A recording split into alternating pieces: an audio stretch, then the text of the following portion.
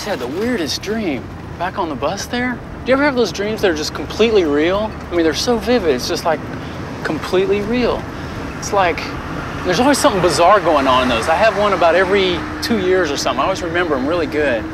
It's like there's always someone getting run over or something really weird. One time I had lunch with Tolstoy. Another time I was a roadie for Frank Zappa. Anyway, so this dream I just had, it was just like that, except instead of anything bizarre going on, I mean, there was nothing going on at all.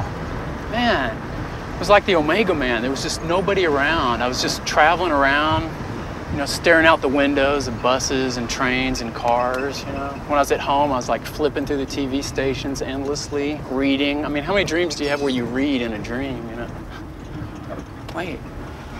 Man, there was this book I just read on the well, you know, it was my dream, so I guess I wrote it or something. But man, it was bizarre. It was like the premise for this whole book was that every thought you have creates its own reality. You know, it's like every choice or decision you make, the thing you choose not to do fractions off and becomes its own reality, you know, and just goes on from there forever. I mean, it's like, you know, in The Wizard of Oz, when Dorothy meets the Scarecrow and they do that little dance at that crossroads and they think about going all those directions and they end up going in that one direction. I mean, all those other directions, just because they thought about it, became separate realities. I mean, they just went on from there and lived the rest of their life, you know, just, I mean, entirely different movies, but we'll never see it because, you know, we're kind of trapped in this one reality restriction type of thing, you know.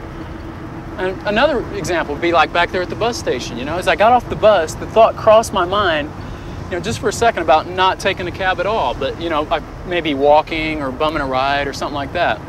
You know, I'm kind of broke right now. I should have done that probably.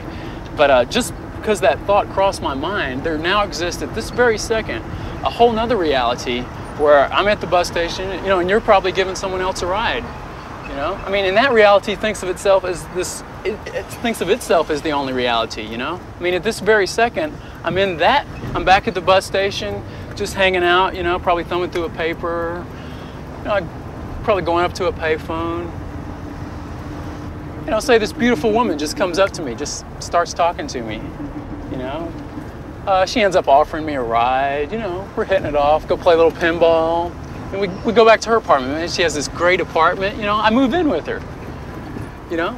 And see, if I say I have a dream some night that I'm with some strange woman I've never met, or I'm, you know, living at some place I've never seen before, see, that's just a momentary glimpse into this other reality that was all created back there at the bus station, you know. Shoot. And then, you know, I could have a dream from that reality into this one, that like this is my dream from that reality, you know. Of course, that's kind of like that dream I just, you know, had on the bus, you know, the whole cycle type of thing.